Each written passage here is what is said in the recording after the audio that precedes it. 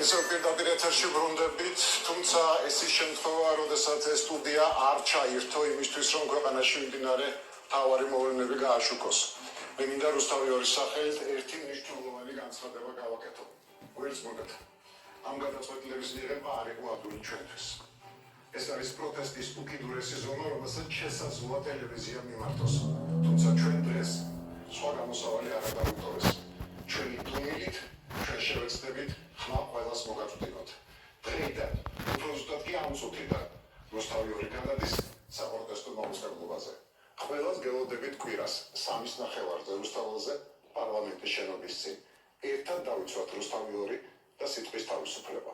და კიდევ ერთი ინფორმაცია, რომელიც ამ წუთებში გავრცელდა, როგორც ცნობილი გახდა, დეკანოზი გიორგი მამალაძე ამ წუთებში მატროსოვის ციხიდან ჩაფიძის კლინიკაშია გადაყვანილი, მას სავარაუდოდ გულის შეტევა აქვს. ეს გახდა ბოლო ინფორმაცია, მე კვირამდე გემშვიდობებით ერთმანეთს შევხვდებით რუსთაველზე 3:30-ზე.